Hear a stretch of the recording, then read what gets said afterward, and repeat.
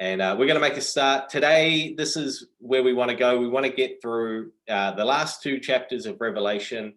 And I want to do that in this first section. And then you guys can go into breakout rooms and talk a little bit about what stood out to you over these 4 weeks, what made an impact on you in these 4 weeks, and whether or not your thinking, your understanding, or something has changed for you about the book of Revelation. I hope it's become clearer. I hope it's become less confusing and mystifying for you, and you can discuss that in your breakout rooms. And then what I want to do for the last session of today is actually look at the importance of the book of Revelation for our Christian spirituality, our lived experience of faith. That's what spirituality means, our lived experience of faith. What does the book of Revelation have to say to us about how to live as faithful disciples of Jesus Christ? I think it's an incredibly important book for that. So without further ado, let me share my screen. The right one. It's always awkward, isn't it, when you go to share your screen and you pick the wrong screen?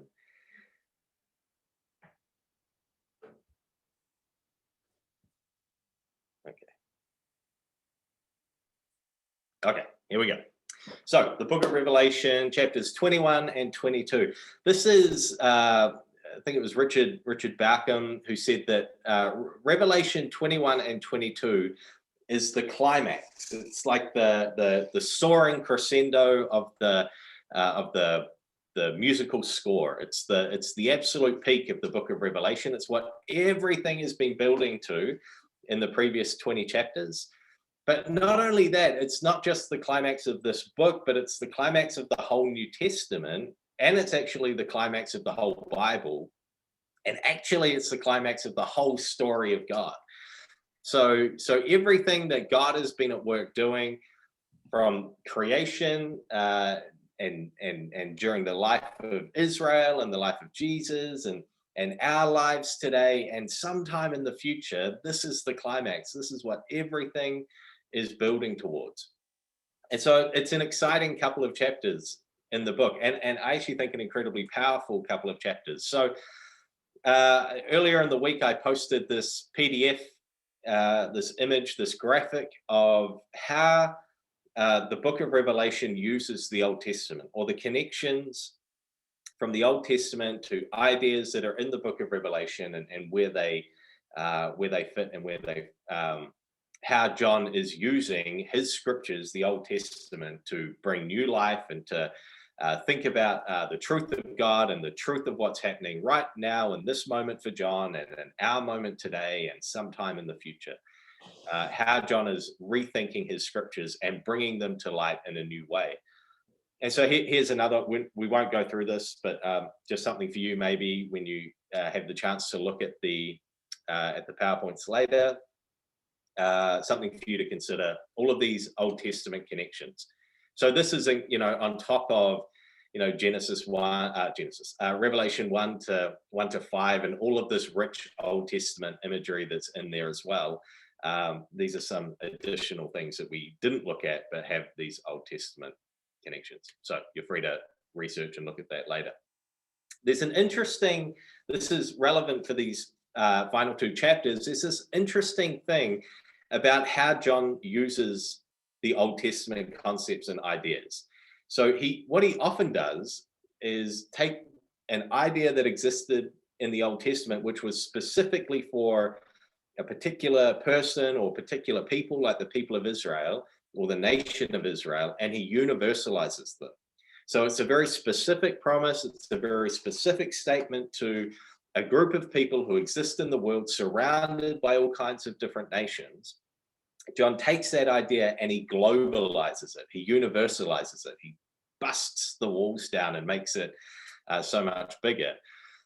So just a couple of examples. So God gives Israel the title a kingdom of priests in Exodus 19. So that's a statement God makes to a nation, a specific nation, that they would be a kingdom of priests. But John applies this to the church. in Revelation, two places, Revelation 1 and Revelation 5. So no longer is this a promise made to an ethnic group of people. It's globalized, it's universalized to include this multinational, multi-ethnic group of people who call themselves the church, the people of God, right? In Exodus, the plagues that are directed at Egypt, in Exodus, plagues are directed at Egypt in the Old Testament, but in Revelation, the scope is the whole earth. So we looked at that last week, the judgment of God pouring out these bowls, these plagues, not just on a specific nation, but actually it has a wider scope than that. The end times temple in Ezekiel is not just for faithful Jews. In Revelation, its benefits are for all faithful people. Again, we'll see this after the break, but the idea of faithfulness and obedience and discipleship in our spirituality is key. It's central to the book of Revelation. And then finally, the New Jerusalem is now not just a renewed city, literally Jerusalem in Israel, but it's a picture used to describe the entire new creation that God is at work bringing about and restoring. So John is taking these ideas and he's blowing it wide open. So what was for a specific people is now for all people, all faithful people. Again, Richard Bauckham says, in the beginning, God had planted a garden for humanity to live in Genesis chapter 2. And in the end, he will give them a city. Again, there was something in a seed form in the Old Testament that in John's picture, John's vision of the end is fulfilled into a big city. So in the New Jerusalem, the blessings of paradise will be restored, but the New Jerusalem is more than paradise regained. It's more than just going back to the Garden of Eden. It's a city, and as a city, it fulfills humanity's desire to build out of nature a human place of human culture and community. So these last two chapters in the book of Revelation are a picture, a description of the final end. We haven't realized it yet. We haven't seen it yet. We're still waiting for it. It's a picture of the final end. And what does John see? He sees a city coming down from heaven. And so it carries with it all of these implications or pictures where it calls us back to the Garden of Eden. But John doesn't describe a garden coming down from heaven. He describes a city. And I think it's interesting. So there's this promise in Genesis 1 to 2. God begins something. He plants a seed. He gives a promise, which finds its fulfillment in Revelation 21, 22. And so there's been development. There's been, it's like the future picture that John has of a city coming down is like, yeah, it takes into account that there have been thousands and thousands of years since the garden, and it takes into account all of this human creativity and human development that's taken place since then till this moment. And so what we can expect when God returns is so what does Richard Bauckham say? He says, it's a fulfillment of our desire to build out of nature a human place of culture and community. Like, one of the things that God says about humanity in Genesis 1 and 2 is that we are made in his image. So we reflect his nature, we reflect his character.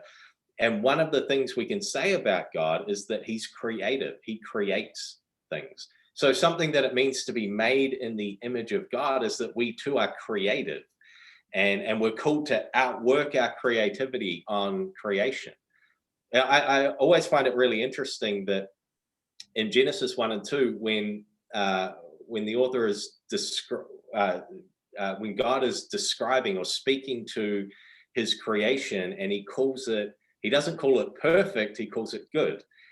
And that might seem like a semantic, like just nitpicking details, but there is a real difference between perfect and good. Perfect is it's static. It couldn't possibly be better than it is. It is fully perfect. It couldn't possibly be any better. It's static. It can't move or develop. Good implies something about its inherent nature. It is good, and it could be better. It could be improved. It could be developed. It could be changed. It could grow into something else. So I think it's really interesting and telling that God uses the language of good and not perfect. Because if it was perfect, then what John would have seen in Revelation was a garden coming down. But it's like, no, God creates a garden for humanity to live in and thrive in, and actually a garden for humanity to develop. God gives us the building blocks and says, now you be my image, you reflect my nature, you go and be creative with this canvas that I've given you. And so it makes total sense that if Revelation 21 and 22 is the climax of the whole story of God, that the thing that comes down from heaven is not a garden, but a city, right? It's an outworking of our creativity. So just making this connection between the Garden of Eden and the city in Revelation. So there are all of these little pictures that link, or these little things that link these two things together that make us think these are two pictures of the same thing, but with some time between them. So Eden was where Adam walked and talked with God, which is also what the priests do in the temple. So we see, again, just this kind of biblical overview. We did, I think it was last week, that actually we see these themes continue to be developed and unpacked. So we see this thing birthed in Genesis 1 and 2, the garden, which then keeps getting repeated throughout the Bible. And it gets repeated in the tabernacle, and then the temple, and then the church, and then this picture of Revelation 21 and 22. Because in the Old Testament, the temple was where the priests walked and talked with God, where they encountered his presence and they met with him like face to face. So Adam is called to cultivate and to keep the garden, these words abad and samar in Hebrew. And these are words that are connected to and used to describe what the priests do in the tabernacle. And so there's a tree of life in the Garden of Eden, and this becomes the model for the lampstand, which sits in the temple outside the Holy of Holies. And again, it's repeated in Revelation 21, 22. What do we find? There's like a description of one tree in those two chapters, and it's the tree of life. And no longer is there the tree of the knowledge of good and evil. So the temple has a garden-like appearance. It has carved wood, and it has stones that are found in Eden, and it has all of this kind of green garden imagery carved into it. The entrance to Eden was from the east, as per the tabernacle and future temples. So there's a link between the Garden of Eden as a model for the future temple that would come in the Old Testament, and then the description of at the end in Revelation 21 and 22 is of a city that comes down, and there's a specific thing that John writes. He says, and there was no temple because the lamb and I forgot. The lamb is the temple. So there's no temple. There's no specific building for encounter with God. Instead, all of creation now is a place of encounter with God. All of his restored creation, where heaven and earth are married together, is a place of encounter with the presence of God. So there's this theme that's developed through the whole Bible. So Adam had a job. He was given a job by God to fill and subdue, to have dominion over the whole earth, not just this little bit of real estate in the garden. So God's picture for him was not that he would live and all generations after him would inhabit this tiny little island of paradise in his creation, but that he would go from this to eventually make all the world this paradise place of encounter with God. But he failed to do it. Adam and Eve failed to live up to their mandate. But what they failed to do, Revelation shows that Jesus was faithful to accomplish. So Adam was commissioned to rule and he failed. And God now promises that his people, those who are faithful and obedient and stay the course, will reign without end over this restored creation that he's bringing about. So the garden was a source of death and a curse because of disobedience, but the city that's coming is a place of fulfillment, a place of peace, a place of blessing, and a place of life. So that's all great news. So again, this is not just a weird little book at the end of the Bible that isn't connected at all to the story that's been before, and it just makes for good content for weird Christian movies or weird Christian books. It's a book at the end of the Bible that essentially sums up and brings everything to its completion. It ties everything up. And it says, yeah, all of these promises that were begun in the Old Testament, in fact, that were begun in Genesis chapter 1 and 2, God hasn't forgotten the promises. God hasn't given up on his plan. God isn't doing something different. He will bring about the fulfillment of this. He will bring about the fulfillment, and it will look like a place where humanity can flourish and thrive and continue to be creative and to continue to develop.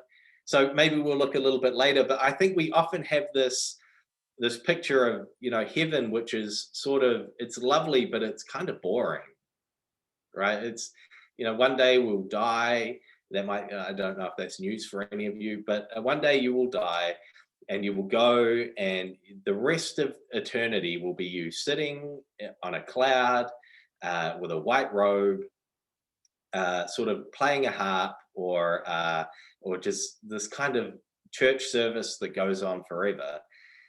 And as a pastor, I don't even want that. And so, and we have this kind of picture, but actually the thing that John paints in the book of Revelation is nothing like that. It's an expression of our creativity that'll go on forever. What will we do for eternity in the presence of God, where heaven and earth are married together? We will just be creative, and we will develop, and we will worship him, and we will be the perfect image of God, expressing his nature, expressing his character in our lives for all of eternity. It sounds amazing to me. So again, this idea of John talks about new heavens and new earth. We often get, we stop at new heavens, right? So our future existence for eternity will be a spiritual existence where we finally get to escape our body and go to live in heaven with God. And so, but John's idea of a new heaven and a new earth is not unique to the New Testament. It's not unique to his book at the end. It finds itself through all of the Old Testament, but specifically in Isaiah 65. And again, there are other, so I create a new heavens, a new earth, and then no more shall be heard in it the sound of weeping, the cry of distress. This is all the language of Revelation.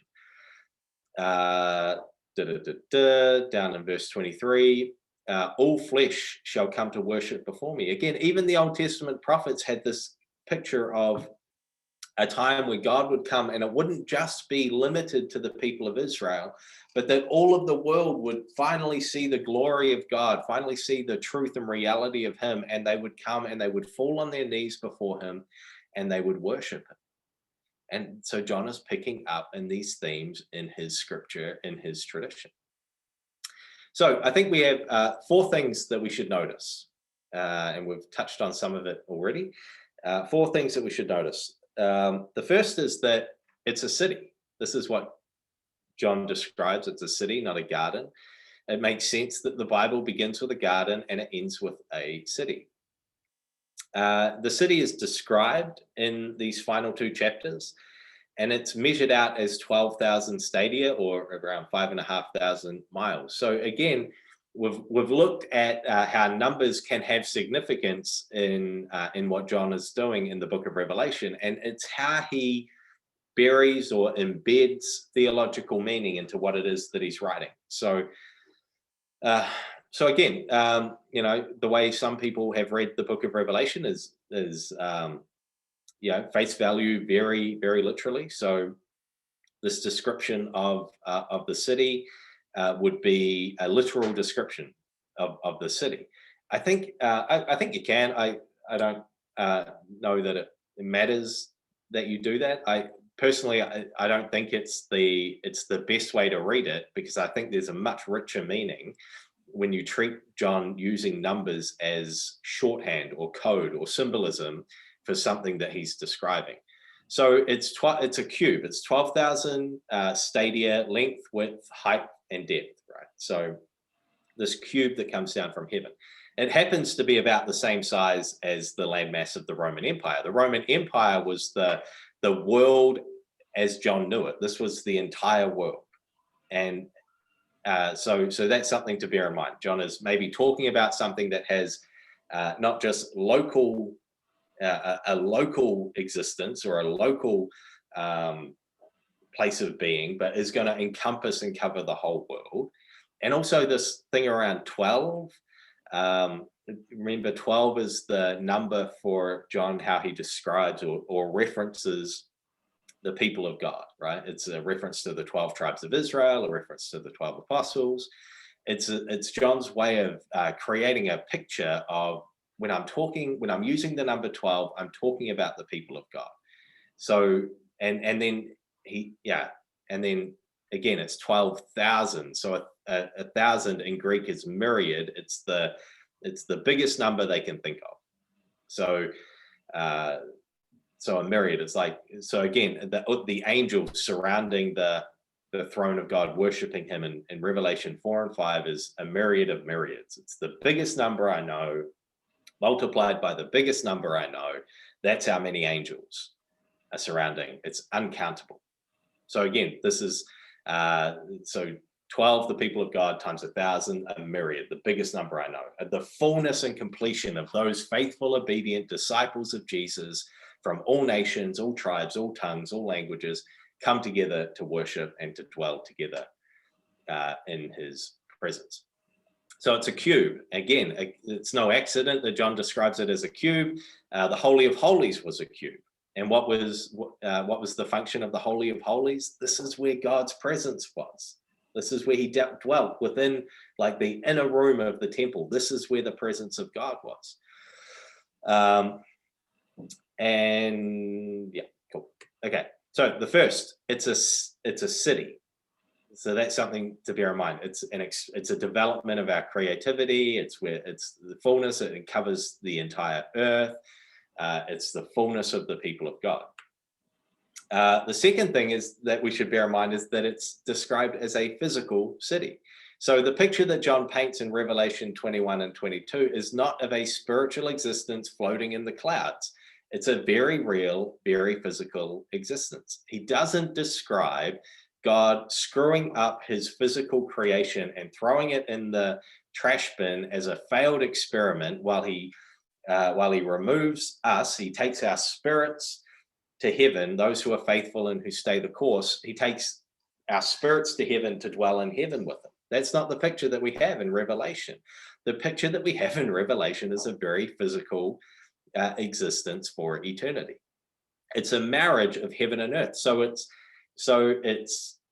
the same as what's been before, and it's different to what's been before. There's something that fundamentally changes in this marriage, this connection of heaven and earth. So it will be familiar to us, and it will be very different to us. It will be an existence where it's physical, but married with heaven. Finally, heaven and earth are connected for eternity. And we see a picture of this in the resurrection of Jesus. So he was recognizable by his disciples, but they often mistook him for someone else first. So there was something different about him, but when they realized it was him, they could see the similarities. So in English, we say there's continuity, there's something that continues, and there's discontinuity. There's something that's radically different about this. So it's a city, it's a physical city. You can look forward to an eternity of physical embodiment in some kind of amazing creation that marries heaven and earth together, where you get to be creative and you get to develop and you get to express everything that God has put within you that reflects the image of God. We need to move on. The third thing is that God dwells in the city. And so there's the boundary that's between heaven and earth is permanently removed. And so God's forever felt presence will fill this restored creation. Again, it should remind us of Genesis 1 and 2. And in fact, this is the most significant thing about these two chapters. It's all about this, that this is a place where God will dwell. Again, not necessarily a specific city on earth, but his whole restored, renewed creation that marries heaven and earth together. This is the picture. This is, yeah, if you take nothing else away, this is the thing that John wants to communicate in these two chapters. But we should notice that there are some things missing in this new creation. So there's no sea. That's at the very start of Revelation 21, a description that there is no sea. The sea for ancient people is a symbol of chaos and of evil. And so where does the beast come out from in the book of Revelation? It comes out of the sea. It's a picture of the sea is a place that was dangerous and chaotic, and often used as a description of where evil comes from, or a place of death. So it's no surprise when the disciples see Jesus walking on the water, they assume it's a what? Because nothing good comes from the water. So again, will there be the sea in the restored creation? So all of you people who love beaches, all of you Danes, you'd live at the beach if you could. All of you people who love beaches, no need to grieve or to mourn or to not look forward to this moment. I think there will still be beaches. I think there will still be physical ocean. John is talking about the realm or the existence of chaotic things and evil things that will no longer be in this restored creation. No death, no tears or mourning or crying, no evil, unclean or accursed things or people. Again, no temple. Why? Because you don't need a specific building to encounter the presence of God. He infuses all of his creation. He's present everywhere. There'll be no sun, no moon, no night, no closed gates. So everything that prevents us from flourishing together in the presence of God is removed. This is the picture that John is painting. Again, no tree of the knowledge of good and evil. Everything that prevents us flourishing is removed. John's making I won't unpack it, but John's making a comparison. He's very clearly making a comparison between Babylon and Jerusalem. Right, there are all of these similarities and radical differences around the same point. So, oh boy, okay, we'll move. So just to consider, what everything that Babylon is, the New Jerusalem isn't, and it's much better than Babylon. Again, John, why is John making this comparison? Well, for John, Babylon is the empire that he existed within, but it's actually every empire that's ever existed that oppresses, that persecutes, that punishes, that is unjust in some way. And so John is saying, this thing that this power that you're currently under and currently experiencing won't last forever. Something much better is coming. And the reason why he's writing is he's wanting to encourage the church. This is a pastoral letter to 7 churches. Remember that. That's one of the features of this book. And they're plagued by compromise. So in the face of Babylon, in the face of the Roman Empire that they're currently living in, there's a temptation to compromise their belief in order to live well in the empire. John's saying, don't do that, because if you compromise, you're giving up on this much better thing that's coming. And he's encouraging them. He's telling them to anticipate, to look forward to their future glory and perfection. Things might be hard now. They might be difficult now. This is but a moment in eternity. And you have all of eternity to look forward to. And let me pull back the curtain. Let me reveal what that looks like, what eternity looks like for you. And again, we'll look at this in our spirituality section as well, but the contrast between how things are right now and the picture of the future that's coming should cause something to rise up within the people of God, where we cry out for God's kingdom to come. So the worst thing to happen when we read Revelation 21 and 22 is to think, okay, well, I'm just going to sit back, relax, and wait for that to happen. No, John's like, no, this is what's coming, and it should frustrate you and annoy you that you don't see it now. And so, like the saints that were under the altar in the series of judgments, that cry out to God, how long will you wait? When you look around the world and you look around your city or your neighborhood and you see injustice or pain or suffering, death, hurting, disappointment, all of these things, the fact that we know what's coming in the future should cause within us a cry to God, like, how long will you wait? And before you act, before you come, Lord Jesus. Right. And so, again, you can read the rest of that.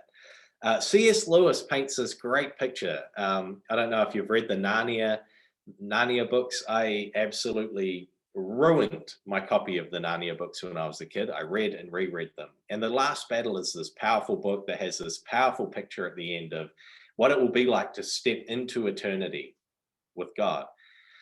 And he writes this, and as he spoke Aslan, he no longer looked to them like a lion, but the things that began to happen after that were so great and beautiful that I cannot write them.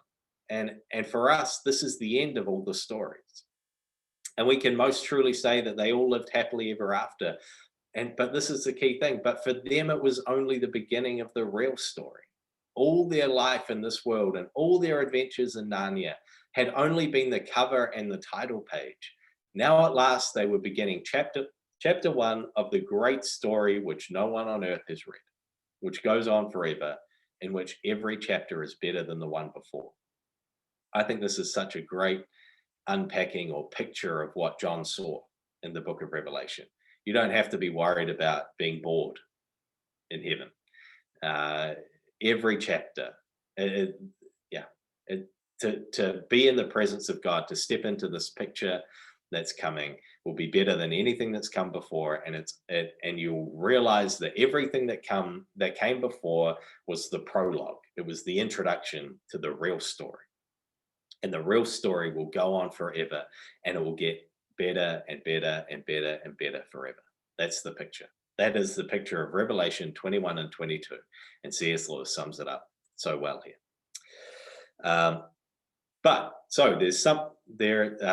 Before we go to a breakout room, it's not all good news in Revelation 21 and 22. John also includes this in chapter 21, but the cowards, the faithless, the detestable, murderers, sexually immoral, sorcerers, idolaters, and all liars, their share will be in the lake that burns with fire and sulfur, which is the second death. So I before the Danes get offended, I ran the title of this next slide past a Danish old Dobberin, past Ingrid, and she said it was fine to use it. She thought it was funny, but I understand this might be provocative.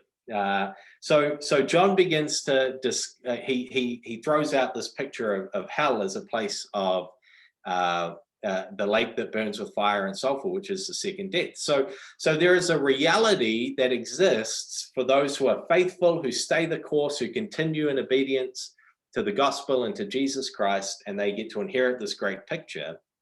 But he says there's actually an alternative inheritance for those who don't do that, who are faithless or who compromise or who willfully engage in sins and give themselves over to their lusts and their desires. So we have to talk about hell, although very briefly. If God then, this is Michael Bird in a systematic theology book. He said, if God is God and the God that we know in Jesus Christ and in the Holy Spirit, so Jesus is the fullness of the revelation of God, and that is what God is like, then no matter what our doubts about the suitability of hell is a very unpopular doctrine or theology these days, or maybe it's always been, but it seems to be particularly these days. So whatever our doubts about the suitability of hell, whether we think it's right or good or proper, we cannot doubt his goodness, mercy, and justice. So that is true about God. He is good, he is merciful, he's patient, and he's just. So that has to be our rule as we approach this topic. Whatever the reality or the truth about hell is, and we have to get that from the Bible, that's God's revelation to us, whatever it is, it will always line up with God's goodness, his mercy, and his justice. Okay. So that's the first thing for us to bear in mind as we talk about hell. So whatever hell looks like, and we need to be careful about not thinking of it through the lens of pop culture, right? As some cavern deep in the earth full of flames and fire, and where the devil reigns and tortures unwilling participants in this place. This is a pop culture picture of hell, not necessarily a biblical picture of hell. We have to remember that hell is ultimately about justice, not about torture. It's not a place for a vengeful, angry, tantrum-throwing God to put people who disagree with them and to torture them for eternity. So there have been two major views about hell in Christian theology. The first is that hell is a place of eternal conscious punishment.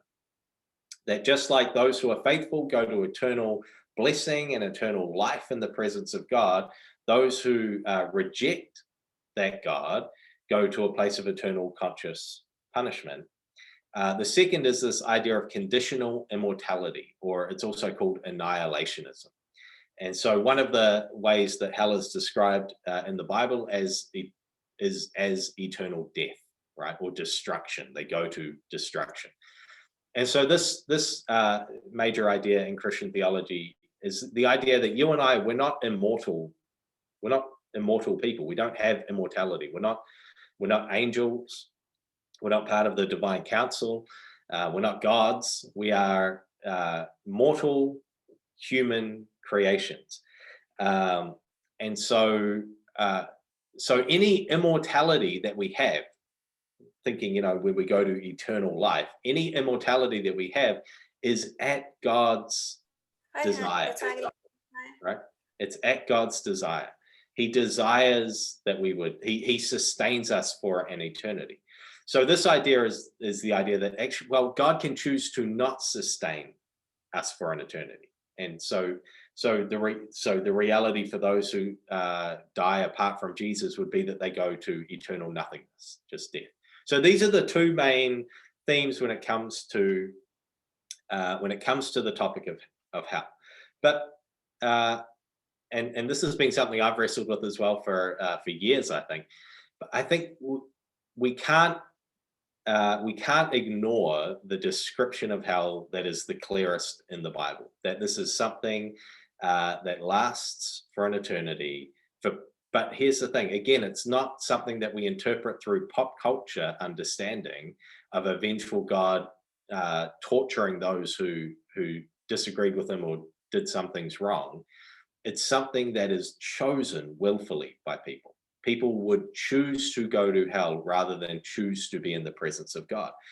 And that may be a thought that's hard to understand for many of us, maybe. Why would you choose that? Why face to face with God would you choose that?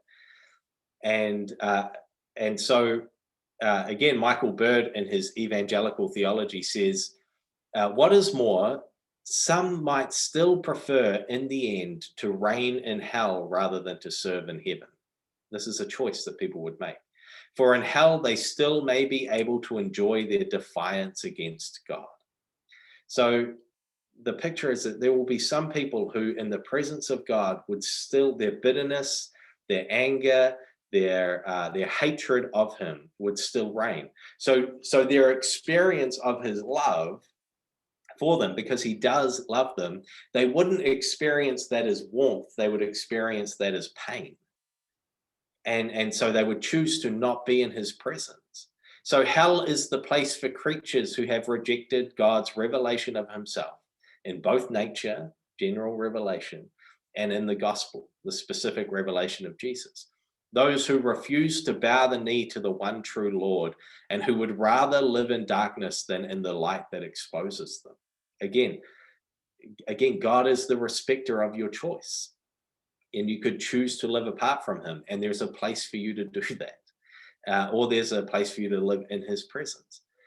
So this is Michael Bird. He says, I surmise, I suggest that following Tom Wright, that such persons have entered a post-human state. They've left behind their humanity, right? Your humanity is that you are made in the image of God. And so these people who choose to reject God in the end also reject themselves as the image of God. They reject the image of God from their life. They become what they worshiped, right? So they morph, they transform into like expressions of greed or lust or power, whatever it is, and they cease to reflect the divine image in any meaningful sense. They arrived at a state beyond hope and beyond pity. And then Michael Bird says this: hell then is the eternal and punitive punishment, quarantining of a humanity that has ceased to be human. So Michael Bird paints this picture of hell as a quarantine. We know a little bit about that today. So it's, again, what's missing in the new creation? Anything that would hinder or get in the way of us flourishing and thriving in the presence of God. And so then God has to respect those who don't want to live within that. And there's a quarantine place for those who would rather give themselves fully over to the hatred of God.